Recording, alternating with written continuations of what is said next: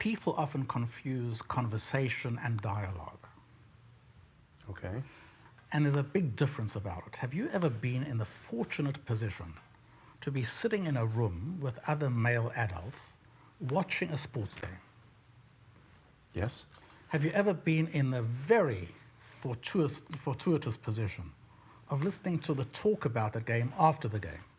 Yes. They all watch the same game on the same television at the same time. Mm-hmm. Has any new information exchanged between them in discussing the game? Absolutely nothing. That's a conversation. Who are you? And where are you going? What do you want? Together we'll find the ideal path on the Way to Wow show with your host, Kevin Bemmel.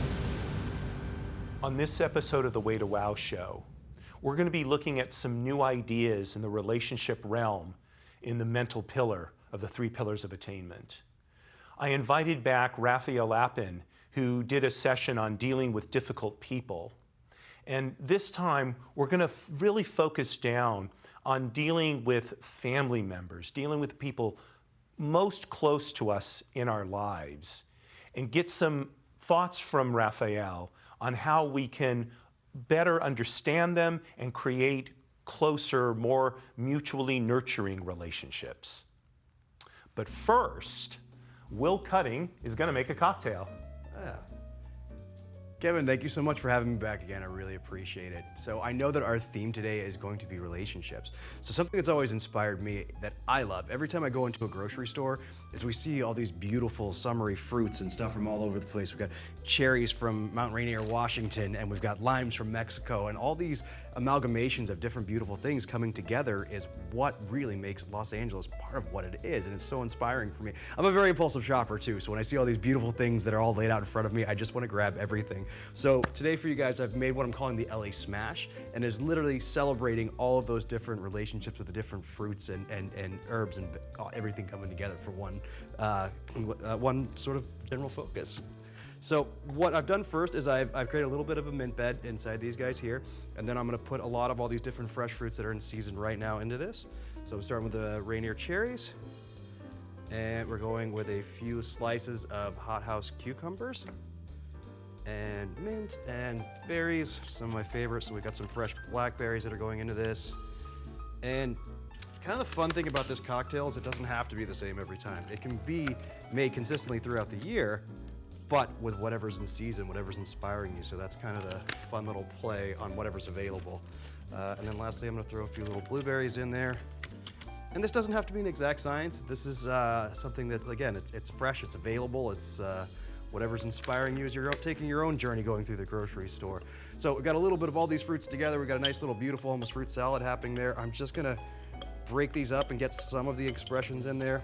Again, it doesn't have to be pulverized into oblivion, so we're getting just some of those nice notes from each of those things. Maybe something you might even find at a local like fruit stand or a fruit cart, something like that. We're getting a little bit close to that sort of flavor profile. So that's good. That's looking beautiful and wonderful. Now there's a lot of mint and different particulates in that, so I'm gonna kind of press it down a little bit evenly with the ice to keep that generally at the bottom. It will mix in and it will affect the flavor, but I don't want it to be completely like you're just sucking up a fruit salad through the straw. So we'll keep that down. We've got that going. And something that I'm a big fan of, I actually have 2 peach trees in my backyard, so I took some fresh peaches, I roasted them in the oven for a little while, and then I juiced them and added some brown sugar. So that's what we're getting from this. In the singular cocktail, you would put 3/4 of an ounce of my roasted peach juice. And it's a little bit darker, it's a little brown. Definitely peaches and brown sugar can alter that color. So it's gonna be a little bit murky, and probably won't be your like most brightest, inspiring, like light green sort of cocktail, but I promise you it'll be delicious and it will taste like summer. So we've got some of the fresh peach juice in there, and then for the singular cocktail, it'd be 1 ounce of freshly squeezed lemon juice. Since I am doubling this up for the show, we're gonna be using 2 ounces. There we go. All these smells are just wonderful. As everything's popping up, I'm smelling the mint and the cucumber and the fresh citrus, and I already know that this is just gonna come out fantastic. And I've also juiced some fresh ginger just to give it a little bit of a spice, a little bit of a kick to it. It's not gonna be spicy, so 1/2 ounce for each cocktail. But when you add just the right note of spice to something that's very complex, it will really open those things up and make that flavor last a lot longer and come out even more pronounced throughout the drink. Got all the, oh, I forgot the most important thing, the alcohol. We definitely need that. So we're using a very large cocktail. This is the LA Smash, so I'm using our Los Angeles Vodka, something locally made. It just makes the most sense to have that in this drink. So since it is in a bigger glass and it's gonna be going a little bit of a ways between both of those, I'm happy to put 2 full ounces in each drink. Now we've got a complete cocktail.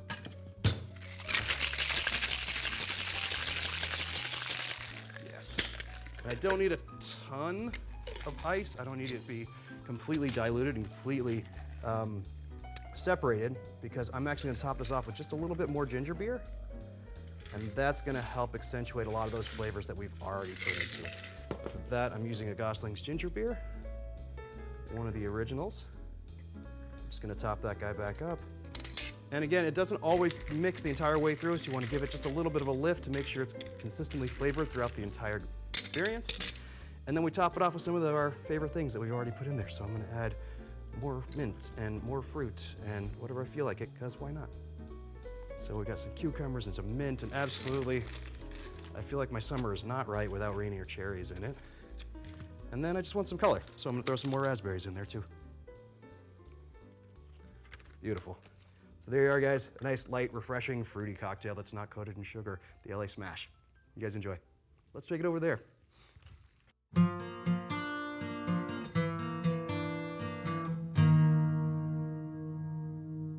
All right, gentlemen, a couple of LA Smash cocktails, something light and refreshing to keep the tongue cool on these warm days. Thank you, Will. Cheers. Thank you. That looks absolutely wonderful. Absolute pleasure, gentlemen. Thank Enjoy. you. Thank you. This is a great idea, by the way, of having a cocktail before a serious interview. It brings to mind the story about President Lincoln. Oh, yeah? People came to complain about him, to him, about Lieutenant General Ulysses S. Grant, and said, "Mr. President, your Lieutenant General is always drunk." To which Lincoln responded, and he said, "I'm your Commander-in-Chief, and I command you to go find out what the General is drinking and give it to all the officers." Cheers. Cheers. Let's try this out. Yeah.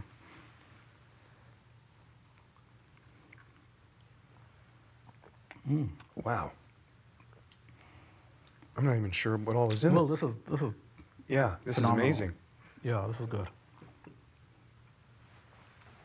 Plus, I get all my fruit for the day. Tremendous, really good. Thank you.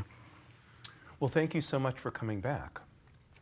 You know, you have the most viewed episode of the show. Oh, that's wonderful. Do I get some sort of plaque or something to put on the wall? You get my hearty congratulations. So, you know, in talking to my partners, I said, you know, we've got to have Raphael back. And I want to dig a little bit deeper into this issue of how we deal with difficult people. And I thought this time we would focus on family members. I think it's a different dynamic than strangers. I think it's much more complex. We bring, you know, baggage from, you know, our whole life, right? So I thought I'd ask you if you can address what you see as some of the unique issues of dealing with difficult family members or dealing with family members in general, and give us some thoughts on how we can do a better job of that. Certainly. Well, probably when I get a call about mediating a family dispute, it's kind of my worst nightmare being realized. Because the worst disputes are family disputes. You know, you've got siblings arguing over a trust and they haven't spoken to one another for who knows how long. Or you've got spouses arguing over issues, sometimes in a divorce situation, sometimes not. Or you've got parents and children arguing. And when we speak about family disputes, typically there's history that needs to be dealt with. And we've got to be careful when we're trying to resolve a family dispute that the history past doesn't inform the way the movement forward. But what the history does do is, as long as parties aren't feeling that they've heard and understood, that history is going to obstruct any further potential for resolution. So it's necessary for the parties to be able to vent and liberate themselves in terms of talking about the history and feeling that the history issues have been acknowledged and expressed and communicated and heard and understood before you can start resolving the dispute moving forward. So usually I say, the way I look at it is a mediation which involves that kind of issue needs to be broken up into two stages, where there is some part of the mediation which is dedicated to allowing the parties to express themselves in a constructive and productive kind of way. The problem is sometimes when you start speaking about past histories, it becomes a cycle of blame and counter-blame and reaction and counter-reaction and defensiveness. And we've got to be careful to avoid that kind of situation. But the history needs to be dealt with.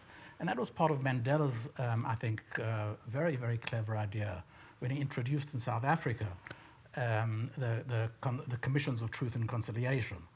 And that was the purpose of the commissions, not to indict anybody or arrest and try anybody, but to allow the parties, the ANC and the nationalist government representative, to express themselves, to talk about past history, how they experienced that past history without judgment. But at least that each party can at least acknowledge and understand what it was like for the other party. So in family disputes, that's a really, really important part. First of all, in allowing that history to be expressed. Another part of family disputes, or any dispute for that matter, it really doesn't matter, but I think it becomes a significant obstruction in family disputes. And that is when we are dealing with someone else who's not ourselves, even a family member. It could be a spouse, it could be a brother, it could be a sister. We need to appreciate the fact that we're very, very different. And we're not the same. Typically, we try to assume they're going to be like us, or that they're expecting us to be like them. In any relationship, they are very, very different to us. And it's important that in engaging in that difficult conversation, in that relationship, I view the other party as a subject to study and understand. Rather than to accuse and blame in terms of who they are. And the richest relations that I've had have been relationships where there's been a lot of learning about one another. Acceptance are very different, acceptance of different things that impact them, maybe due to past history, maybe due to psychological makeup, could be a host of reasons, which isn't that important. But the key is that they're different to me, and I need to embrace that difference. And really try to understand and accept the differences and learn about those differences. And one of the examples that I give, I always bring it back to international relations. And in Americans' foreign policy and international relations, they haven't understood this. And you can't try to impose an American democracy on a tribal culture in Southern Africa or anywhere else in Africa, or an emirate or a sheikdom in the Middle East, or even on a communist country. They think different to the way we think. They experience things different to the way we experience. So we've got to understand and embrace the differences and work within the framework of those differences, but not to try to make them like me or make me like them. And that's one of the things that I always say about the difference between heterosexual marriages or versus same-sex marriages. And that is that the heterosexual marriages allow us to really grow, because the difference between man and woman is so great. And it allows us to really grow in terms of understanding those differences and embracing and thriving on those differences. But it requires a study, just like I would study any subject for that matter. I need to understand them, learn about them, and understand that I'm learning the things that may be very different to me. But that's perfectly okay. So I'd like to dig into this issue of dealing with differences. So, you take family members, if it's let's say siblings, they grew up in the same family environment, it seems like they would be very much the same. Whereas, you take a husband and wife, so they, first of all, they're, as you mentioned, they're different genders, but second of all, they may have grown up in very different environments, and yet, a lot of times the knee-jerk reaction to finding out there's a difference between me and you is fear, right? So how do we deal with first of all, how do we find out what are the differences, and how do we do that in a way that doesn't trigger a fear response? Well, so the first, in terms of finding out that there are differences, is through dialogue and conversation, and effective probing and questioning. But effective probing and questioning is of no use if the recipient doesn't have what I call a constructive curiosity, that he has an excitement about learning about somebody else and appreciating the differences and the fact that there are differences, and I want to understand those differences, and accepting the fact, or embracing the fact even, that understanding each other's differences will make our relationship a lot closer, not make it further apart. Every individual is an entire discipline. An example I like to use is bryology. Your listeners probably won't know what bryology is, but this is bryology. Bryology, yes. Okay, Do you know what bryology is? I have no idea. Well, that's why I like to bring it up, purely for the entertainment value of it. I've never even heard of it, so. Correct, and that's why I'm bringing it up. Bryology is actually the study of moss. You know, that green stuff that grows in dark, moist places on rocks and all that sort of stuff. That's bryology, the study of moss. And when we approach the study of moss, for example, if we happen to have a bizarre interest in it, we approach it not knowing anything about it, and not knowing how much or what there is to learn about it, but we approach it with a new excitement of learning. When we approach somebody else, whether it's somebody we've lived with for a long time or whether it's somebody new, we want to approach it as a new study, as I might approach the study of bryology if I would have an interest in it. That's an exciting subject to me. I want to know more about it. I want to know, some of the things that impact them, that affect them. How do they think? How do they experience things? And I think if we're able to understand that differences are valuable, not that they are hardships in any kind of a way, and accepting differences, I think it's a very, very important step in the exploration of those differences. And again, I use the word again, the embracing of those differences. How do we listen with an open mind so that we can really understand the differences? And how do we, speak with an open heart so we can, expose the differences that we have to someone else, maybe someone who's hurt us in the past? Well, I'll try to answer that question as succinctly as I can, given the time we have. People often confuse conversation and dialogue. Okay. And there's a big difference about it. Have you ever been in the fortunate position to be sitting in a room with other male adults watching a sports game? Yes. Have you ever been in the very fortuitous position of listening to the talk about the game after the game? Yes. They all watch the same game on the same television at the same time.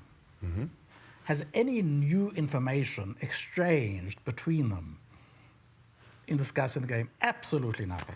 That's a conversation. Dialogue means that we have a conversation, but I've learned something from you that I did not know before. And you've learned something from me that you did not know before. Okay. That's being engaged in a dialogue. So when we are engaged in a conversation with a family member, or anybody really for that matter, just the subject of a discussion happens to be family members, we want to make sure, in a significant conversation obviously, we want to make sure that we're engaged in dialogue, not in conversation. And one of the things is to ask yourself during that dialogue, is there anything new that I'm hearing now that I didn't know before? And you can ask the other party after you've spoken and had a a nice productive and constructive and purposeful session of dialogue, is there anything new that you've heard from me now that you didn't know before? And that then helps you sort of pull out and extract the new issues that might be the sort of pivot of what the differences are. So I find that quite a useful tool. So, what if you're in dialogue with someone who continually professes not to be learning anything new, even if you think you're exposing a lot of new information for them? Is there a way we can encourage the other person to, I don't know, look more deeply or listen more carefully to what they're hearing? Or well, you can always try to say, was there nothing new, not even something small? I'm not looking for anything necessarily dramatic, but was anything even small in terms of maybe the passion with which I feel this particular thing, whatever it might be? You can maybe probe and press them a little bit. And if they don't continue, accept that and then continue the conversation and discussion. Just allow it to run its course and run its sort of natural course. But usually you'll find that if there's productive dialogue going on, at some point there will be flashes of revelation. okay, In which both parties will understand. It's important to then take those out and use those to define and identify a difference. For example, you might find that you're involved with somebody else and you may have a very good sense of humor and be able to tease and take the teasing. They may be very different, and they may have had a family relative who teased them as a youngster, and as a result of that, they experience that in a very, very different way. It's important then to highlight that. And so, when I tease, it's not out of any malicious place, it's out of my experiences and my sense of humor. But I can perfectly understand how you experience that, and I will certainly try to alter my behavior with regard to that. But the dialogue is the key, to have that dialogue and to understand the dialogue is a learning conversation. It's not for me to get my point across. it's almost like for me to teach the other person About me. Yeah, this is who I am. I want you to learn more about who I am, and not because I want you to be like me, but I want you to be able to appreciate some of the differences between us. And I would like to learn more about you in order that I can appreciate some of the differences from your perspective, and then to navigate those differences as we move forward. And we want to do this kind of checking in periodically throughout a dialogue, right? We don't want to wait till the end. Correct. Anytime you pick up, anytime you pick up a key point, even if it's small, you want to pull that out, polish it up, and give it back as a statement of, if I understand correctly, what I'm hearing here is this is something that's important to you, and I may have not necessarily appreciated that or evaluated that as a priority for you. Well, once again, the time zoomed by. I got the wrap it up sign. We're going to have you back another time. Well, I'll be happy to have you. And I'm sure we'll be happy to make up another cocktail. Yes, absolutely. Raphael, thanks so much for making a return appearance. Thank you so much. No, this is a pleasure. And, I certainly hope your audience will listen and challenge and question and maybe use some of the information that we're able to sort of let us emerge out of our discussion to an effective benefit. Wonderful. Thank you. When we work in the relationships realm of the mental pillar, we can really, as they say, take Raphael's advice to the bank. Think about the difference between a conversation and a dialogue. That dialogue is there to learn, for us to teach the other person, the relationship, about us, and for us to learn about that other person. And so we need to periodically check in with them and say, have you learned anything new based on what I've said? Or here's what I think I'm learning about you that I didn't know before. It's very, very powerful. Sitting and listening to Raphael, I think of times recently where I've had that kind of dialogue with someone close to me, and it's really made a difference, not only in just my understanding of that person, but honestly in how deeply I love that person and how closely connected I felt to that person. Courage at all times, my friends, especially when you're dealing with relationships. Don't let fear get in the way of getting closer to the people that you care about. Courage isn't the absence of fear, it's being afraid and doing what you need to do anyway. That's why I urge you to be courageous each episode. Marie, you are still my belle, darling.